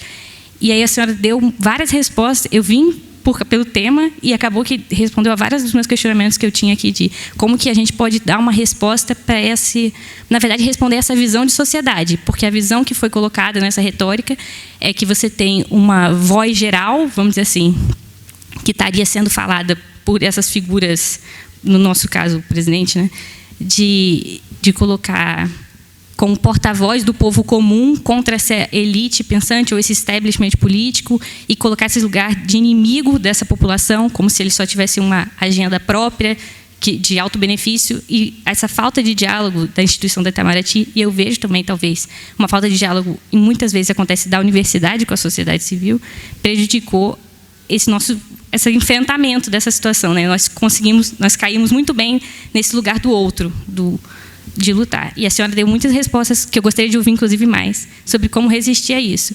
Aí a minha pergunta é pensando agora, talvez, no cenário externo, que é isso que a gente testemunhou acontecer no Brasil, a gente vê que aconteceu em outros lugares do mundo, aconteceu com o Trump nos Estados Unidos, a gente viu agora a eleição na Itália dessa figura que é assustadora. E aí, esse também vai ser um desafio, eu imagino, nessa construção desse diálogo externo também, que a senhora mencionou que a gente vai ter que construir várias pontes diferentes, são muitos desafios, né, pelo que vem pela frente. E aí, como responder a ascensão da extrema-direita que a gente está testemunhando, que por si só a retórica da extrema-direita é o fim do diálogo, sabe? Como que a diplomacia, com essa tradição de construir consensos e de concessões, realmente uma tradição de diálogo pode responder a esses desafios também. Obrigada.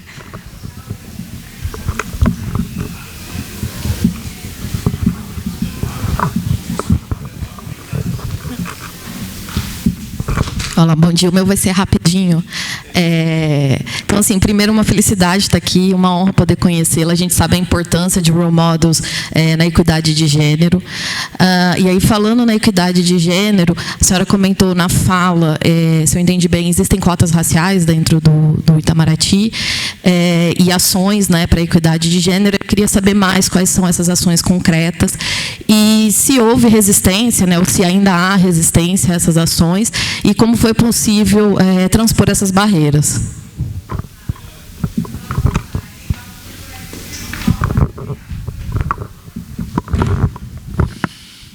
Tá bom. Ai, que delícia ouvir vocês. Ei, que coisa boa, gente. Olha, muito obrigada pela atenção. É bom a gente ter um público sofisticado, né, com comentários. Muito bom, muito obrigada. Eu tentei anotar aqui alguns aspectos, eu acho que vou começar do fim. A gente tinha começado, equidade de gênero, né? A gente tinha começado um grupo, um comitê, no nosso filme a gente conta um pouco isso. Nos últimos 4 anos a gente foi silenciado. A gente não tem nenhum tipo de cota de gênero, a gente não tem, porque, por exemplo, para concursos públicos, a gente precisaria ter isso na legislação, como tem para negros. Mas dentro da instituição, para alguma coisa como promoções, não tem nada disso. O embaixador Celso Amorim, quando ministro, ele estabeleceu uma prática, mas ele não legislou sobre ela. E aí foi fácil acabar com ela, né? Então, a gente precisa realmente instituir algumas, do ponto de vista interno, mas mesmo não havendo isso, eu acho que nós, quando eu digo nós, sou eu e minhas colegas, a gente conseguiu criar um núcleo de reflexão de que agora a gente já conta. A gente já é interlocutor de setores. Por exemplo, a gente já é interlocutor da Cátia Abreu, que era presidente da Comissão de Relações Exteriores e que decidiu que não ia fazer mais nenhuma sabatina, suspendeu todas as sabatinas para posto A, enquanto não tivesse 30% de mulheres para os postos importantes. Agora ela pediu uma licença, isso fruto de uma militância nossa, de um diálogo da gente falando. Agora ela pediu licença, foi posta outra mulher que disse que vai fazer todas as sabatinas dia 3 de outubro. Mas a gente acha difícil que ela consiga fazer, né? Isso depois remete um pouco à ideia mas, enfim, a gente teve avanços, sobretudo na ideia da gente ser reconhecida.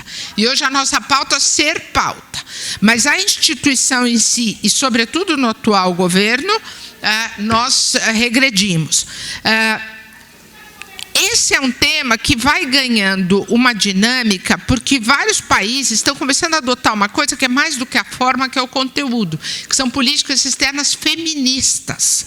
E a gente não está tratando disso. A gente ainda, dentro dos nossos grupos, a gente não trata de conteúdo de política externa. A gente ainda está só na defesa, por exemplo, que a gente conseguiu uma sala de amamentação, a luta contra o assédio. Isso tudo a gente já se estabeleceu. Mas o nosso desafio agora será que em algum momento a gente vai conseguir pegar esse grupo que tem, enfim, mais não muito atuantes do que atuantes, mas, enfim, a gente será capaz de opinar como grupo do ponto de vista de substância? Isso ainda não está nem na agenda. A gente sabe que é um problema não, é um tema, e que a gente vai ter que algum dia enfrentar para poder contribuir com a eventual elaboração de uma política externa feminista, tá? Legitimar primeiro uma política externa feminista, então você precisa conhecer experiências alternativas, né, do que é uma. Então você precisa conhecer, fazer uma análise de outras políticas, o que elas têm de diferente de uma política externa sem esse adjetivo, para depois dizer não. Essa é a diferença e a gente pode trazer para o Brasil. Eu acho que ter uma mulher na chefia do Itamaraty, neste primeiro momento, poderá ser bastante importante, também do ponto de vista internacional, porque o sistema internacional vai olhar e vai falar, já começaram a mudar, porque na frente externa já trazem uma mulher para mostrar que há uma outra linha. Então, eu acho que essa é uma possibilidade. O presidente Lula já indicou que tem intenção de ter uma mulher chanceler. Vamos ver se ele vai manter. Então, eu acho que a gente está... A gente hoje, para nós, isso é tão bom, nós, diplomatas mulheres de Itamaraty, e é engraçado falar diplomatas mulheres, né? Porque diplomata é substantivo de 2 gêneros, né? Como tem um disso, então a gente é diplomata mulher. Nós ainda não temos trans no grupo, a gente já tem, não há trans no Itamaraty. Então, hoje nós somos referência para grupos de mulheres de outras chancelarias de outros países. É bem interessante. E nós já somos grupo de referência para comunidades feministas do serviço público. Então, é bem legal que a gente está sendo capaz de fazer esse diálogo e ajudar a dar algum tipo de primeiro estímulo, e segundo, algumas referenciais. Por exemplo, como é que a gente lidou dentro de uma instituição burocrática, mas não, de uma instituição hierárquica, com a questão de assédio, né? Então, é um tema... A gente já tem um modus faciente, como é que a gente fez isso, e já estamos compartilhando isso com outras colegas. Então, bom, houve a pergunta sobre como atuar, né, que eu acho que o comentário foi rico, e que bom que eu pude já conversar com o seu tema que você está estudando, mas eu acho que a última pergunta tinha um pouco a ver num ambiente onde vão crescendo experiências não democráticas, como é que o Brasil senta e conversa, né? Eu acho que a gente passou agora por essa experiência e vai ser... A gente tem que olhar para trás, né? O Itamaraty tem máximas que nos orientam, né? Então, é uma tradição que sabe inovar. É engraçado, não é uma tradição que sabe inovar, né? Mas é potente, né? A gente já teve experiências internacionais de conviver com países que são, de alguma forma, fora do sistema. E a gente nunca excluiu ninguém. Essa é a nossa tradição. Então, eu acho difícil a gente romper com essa tradição. Agora, onde a gente vai inovar? Inovar é ver como é que o sistema internacional está conseguindo insular essas experiências. Porque nós, da América do Sul, nós temos isso. Vários países que passaram por experiências, ou estão ainda passando por experiências de uma extrema-direita, de uma direita muito aguerrida, então conseguiram fazer sair desse percurso, que é o que a gente espera que aconteça com o Itamaraty, com o Brasil. Então, essa junção dessas forças é também potência para você indicar a outros. É muito engraçado que no campo diplomático nós somos todos homens e mulheres que trabalham em nome de um país. Poucos de nós, os diplomatas de carreira, não se associam aos governos de plantão. Então, a gente tem uma política de respeito aos colegas que passam por momentos difíceis internamente. Eu me lembro que eu era embaixadora em Gana e a minha colega da Turquia, houve o golpe da Turquia, e ela era do nosso grupo de mulheres, que a chanceler também era uma mulher e instigava muito e mantinha o grupo muito aceso. E quando a colega chegou da Turquia, depois de passar um longo tempo, sendo que vários diplomatas tinham sido exonerados, tinham sido presos, a primeira coisa que a gente fez foi fazer um jantar para ela, onde nós falou de política, a gente deu flores, a gente fez... Né? Por quê? Porque ela é parte do nosso grupo e ela também está ali para construir um mundo de paz. Então, o diálogo diplomático ele é facilitado porque os diplomatas eles vão tentar, quando são de carreira, eles vão tentar manter os colegas que são diplomatas italianos, que agora vão ter um primeiro-ministro ou uma primeira-ministra, no caso, a gente tenta tratar aquilo como parte do sistema internacional. E o que a gente vai ver quais são os remédios que podem ajudar aquela diplomacia, aquele país. Então, você, enfim, é delicado eu falar isso, porque parece que você faz uma diplomacia paralela. Não é que você faz uma diplomacia paralela, é da ética do diplomata trabalhar para a cooperação e para a paz. Se um regime de extrema-direita não contribui para a paz, ele tem que ser chamado para a paz. Ele não tem que ser antagonizado para a guerra. Não é da nossa vocação. Entendeu? Então, a gente vai fazer...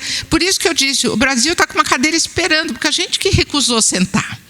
Então, se tiver sentado, é o que a gente diz, a gente não... e aí, puxando, talvez dando uma volta para a pergunta da Ucrânia, o trabalho diplomático implica você trazer todo mundo para a mesa. Então, eu acho que a falha que houve foi já começar um processo de isolamento. A gente já está há algum tempo falando da construção de uma bipolaridade. E essa bipolaridade envolve China e Estados Unidos, mas tem as suas áreas de influência. Então, vejam que para o Brasil é fácil a gente retomar esse discurso e retomar essa prática, porque a nossa defesa é a defesa do multilateralismo. Então, a gente vai sempre ter a força da nossa tradição, defendendo que todo mundo senta, que você não aplica sanções fora do sistema do Conselho de Segurança. Isso nos dá um lastro que faz, como eu disse, que o parceiro, que o sistema internacional saiba qual vai ser a nossa posição.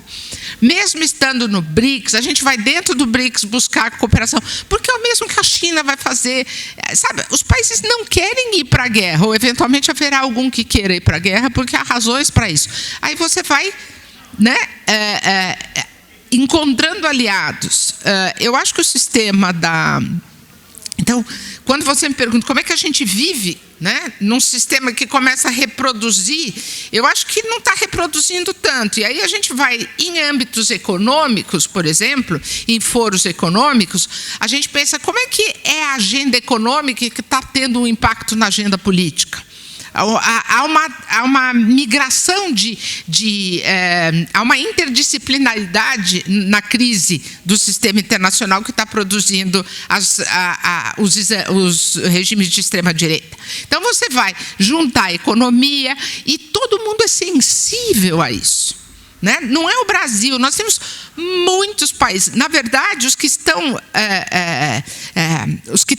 puxando mais a ponta desse fio, eles são minoritários. A maioria está tentando evitar isso. Então, a gente tem que agregar, e esse é o papel que o Brasil tem. O Brasil tem capacidade de agregar em torno dele. Por quê? Porque tem poder, espaço, território, porque é uma grande diplomacia. Então, é isso que a gente volta a fazer. Né?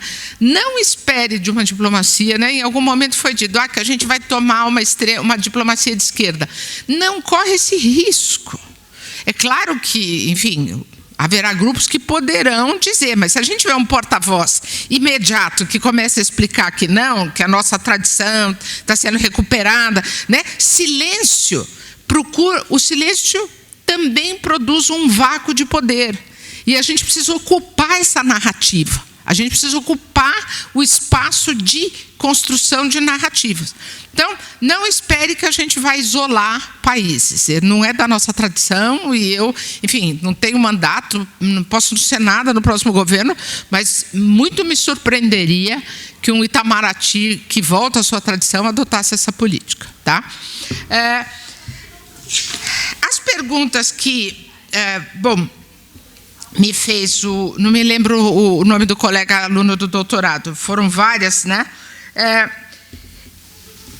Você falou como manter essa unidade, né? Porque a gente vai ser no dia seguinte se a gente tomar política. Eu não vejo isso, porque eu acho que em todas as agendas, não, isso é puro achismo de eleitora, tá? Não é a embaixadora falando. Eu acho que haverá o cuidado de agregar e não de dividir. E acho que na agenda de política externa a gente não tem nenhuma necessidade, e eu já falei isso durante a palestra, né, durante a minha fala, a gente não tem necessidade de no dia 1, ou no dia 2, ou no dia 3, definir pautas. A gente vai ser cauteloso, a gente vai ouvir, a gente vai dizer que a gente está disposto a de novo sentar na mesa, né, voltar a conversar, receber visitas, fazer visitas. Diplomacia é isso, diplomacia é presidencial, diplomacia ministerial. A gente tem que fazer isso, começar a conversar de novo, porque a gente perdeu o pulso da comunidade internacional. Hoje a gente sabe o que é a comunidade internacional pelos correspondentes estrangeiros e pela mídia internacional e pela, sei lá, só lendo jornal, porque os nossos diplomatas perderam a interlocução. Tá? Então a gente tem que voltar para a interlocução. Eu acho que não vai ser. Eu acho que o campo da diplomacia talvez seja daqueles mais fáceis de você manter a unidade interna, tá? Dessa frente ampla. Porque a gente não vai romper com a Hungria, a gente não vai. Sabe? Não! A gente vai continuar com o Brasil é o país que tem dos poucos. Salvo engano, não há 10 países no mundo que tenham relações diplomáticas com todos os países do mundo. Acho que não há. Uma ação que talvez a gente fará, mas talvez não precisa ser no dia 2, é reabrir nossas missões na Venezuela. Mas isso foi absolutamente reconhecido como um erro, que não tem nenhuma razão você deixar. A gente está hoje cerceando o direito de voto aos brasileiros que moram na Venezuela.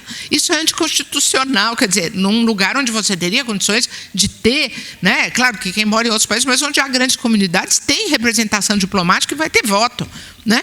Então, eu acho que o caso mais flagrante do day after é a gente retomar nossa atividade num país diplomático com os quais a gente mantém relações, né?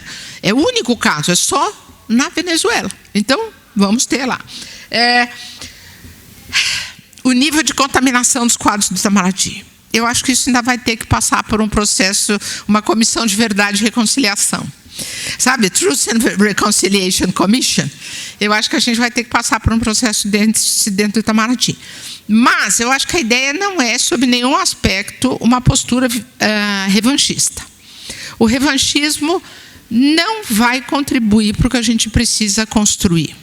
Eu acho que os quadros que mimetizaram, né, que encontraram a oportunidade de talvez expressar suas próprias convicções, e aí eu me lembro de um caso que é quase cômico, mas enfim, é um querido colega que é monarquista e que foi o que mandou pôr a bandeira, né, da monarquia, que mandou fazer uma nota quando morreu, enfim, ele vai se adequar depois, e você vai puni-lo porque ele é monarquista? Você não vai puni-lo, até porque ele não vai ser a instituição. Ele foi um momento da história do Brasil. Eu acho que o revanchismo não contribui, né? Então, eu seria uma que, usando a minha, quer dizer, a minha seniority, né, dentro do Itamaraty, eu nunca defenderia o revanchismo. Agora, é claro que você não vai pegar o Ernesto Araújo para ser embaixador em Buenos Aires, mas tem tantos outros postos, né? O Ernesto, por acaso, agora até está de licença, mas se ele quiser voltar, ele é um funcionário de Estado. Ele vai encontrar, a gente vai encontrar um lugar onde ele possa trabalhar e que, do ponto de vista político, ele não... Eu, por exemplo, e aí você fez uma pergunta um pouco a respeito da minha atitude, né? Você mencionou, sem perguntar exatamente, antes ainda do governo Bolsonaro, eu não consegui voltar para Brasília para a função, não tive convites para ir para Brasília, por razões que eu não sei dizer. Então, eu acabei encontrando um espaço no escritório de São Paulo, vim para cá.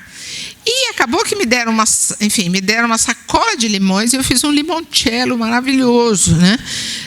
Porque consegui expandir minha rede de contatos, consegui afirmar a minha independência, porque nós temos saber, né? A gente também tem medo, mas veja só, eu já era embaixadora. O problema dos quadros de Itamaraty é que a gente vive em função de lotação e remoção. Agora, se a nossa promoção for mais meritória e menos política, a gente também vai ter mais possibilidade de independência. Mas, veja, não há nenhum interesse de haver independência dentro da política externa. Senão, aquela cacofonia que eu estava falando de fora vai ficar dentro do Itamaraty. O Itamaraty também tem que ter uma posição. Nós somos meio militares. Não pode cada um falar. Eu hoje falo porque a minha responsabilidade, aos 60 anos de idade, sendo um quadro sênior, tentar defender a minha instituição. E eu não fico falando de política externa de cada tema. Os jornalistas até queriam que eu falasse, fala disso, fala daquilo. Não, não falo. Quem fala de tudo não fala de nada, não é a minha área. Eu falo de África, falo de mulher e falo de política externa em geral como instituição. Tá? Mas não é para cada... Sabe, um terceiro secretário que entra, acha que sabe falar tudo de política externa, não é democrático. A gente elege um presidente que é a pessoa que determina a política externa. Então, veja, nós somos pautados por isso. Se a sociedade brasileira elegeu, a gente tem que cumprir aquela política externa. A gente não pode ficar sendo, sabe, não somos 1.500 formuladores de política externa.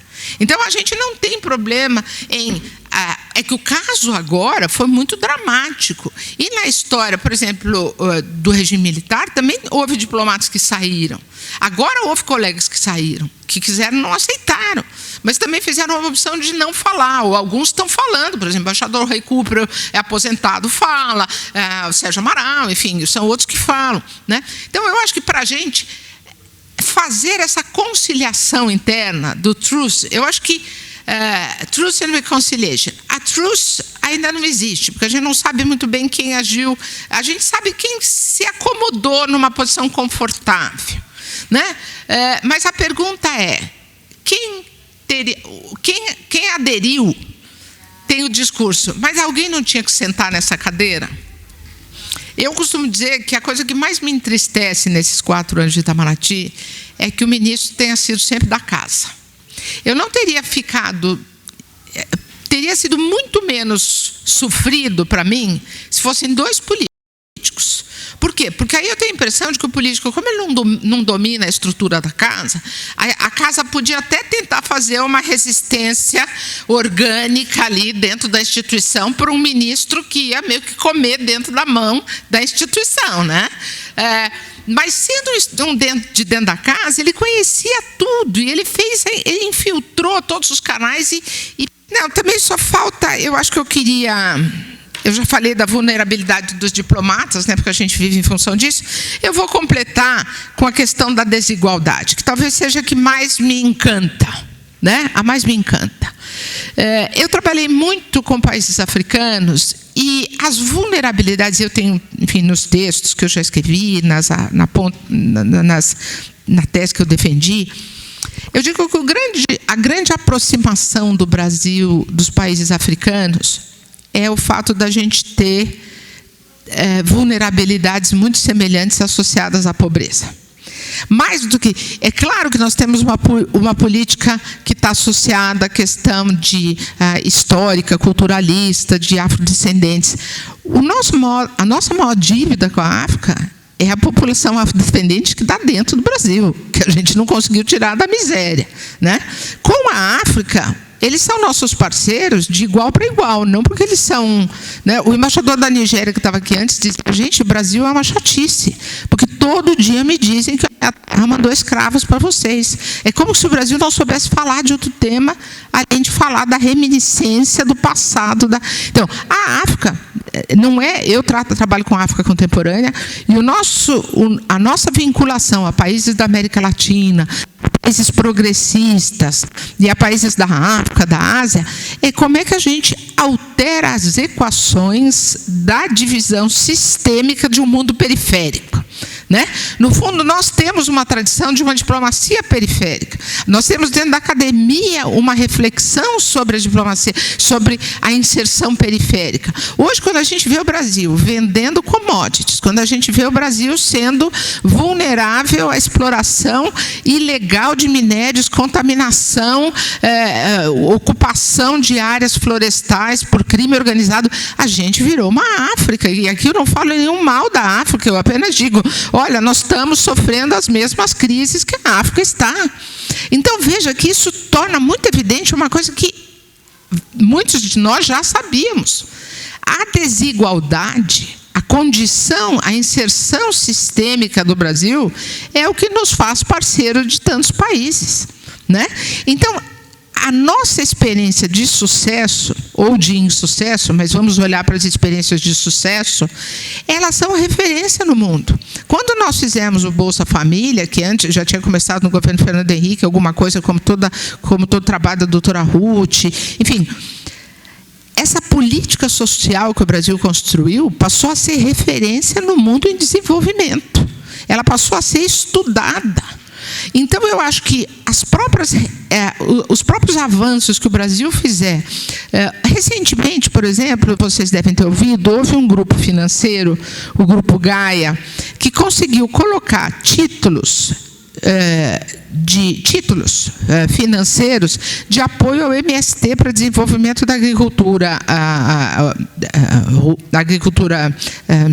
familiar na Bolsa de Valores. Isso é uma tecnologia de atuação no mercado financeiro altamente aplicável em países africanos que já têm poupança interna, que já têm, por exemplo, contribuições sindicais ou contribuições patronais previdenciárias, que há uma poupança interna que precisa ser alocada. Então, o Brasil é um local de experiências de políticas públicas contra a desigualdade. E isso é poder para a gente. Isso é soft power. E quando eu defendo, e enfim, é outro tema que eu adoraria um dia falar, que é por que a agenda de cooperação internacional? A agenda de cooperação internacional, ela não tem que ser vista como o que o Brasil oferece e dá aos outros, mas é onde é que o Brasil ganha inserção internacional compartilhando as suas boas práticas de desenvolvimento social e econômico, sobretudo na luta contra a desigualdade, que é a nossa maior... Quando eu digo que a gente precisa fazer uma política externa inclusiva, em última instância, o que eu estou pensando é, nós temos que incluir milhões de brasileiros que estão fora do Estado. E a política externa, se é uma política pública, se atende aos objetivos do artigo 3, ela tem que ser inclusiva. Ela tem que ser um instrumento de trazer gente para a cidadania. Né? Então, eu acho que a política externa, ela, tanto internamente ela cumpre esse papel, como externamente ela é o indutor da transferência das nossas experiências, em primeiro lugar, porque eu acho que a gente está bastante na frente em termos da maioria dos outros países, em termos de políticas públicas, de luta contra a desigualdade, essa consciência, né? E o segundo, em paralelo a isso, é criar alianças que fortaleçam isso no sistema internacional. Como a gente fez na luta contra a fome, eu nunca vou me esquecer, eu estava em Nova York, o presidente Lula convocou uma Assembleia Internacional com presidentes que lotaram a Assembleia Geral da ONU para falar de luta contra a fome, que era um tema que nunca tinha entrado na agenda internacional. O Brasil é referência na luta contra a desigualdade. Eu acho que a gente pode fazer isso e é um trabalho que eu acho que nos inspira e nos estimula a todos. Gente, muito obrigada.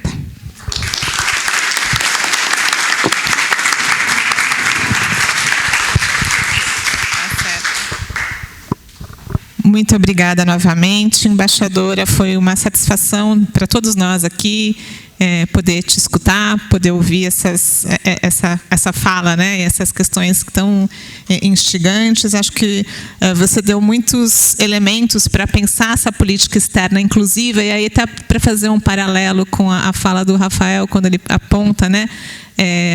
Essa semelhança com o que acontece na universidade. A gente também busca uma universidade inclusiva, né? Então, eu acho que essa caracterização da política externa é muito interessante, ela é muito apropriada e ela dá muitos elementos para a gente, de fato, pensar a transformação da política em suas diferentes dimensões, né? Então, agradecer novamente a você, as pessoas que estiveram aqui presentes e que também nos acompanharam remotamente. Essa palestra vai ficar gravada e disponível para todo mundo que quiser assistir posteriormente. Muito obrigada também, Clarice, pela sua participação. Bom, até mais.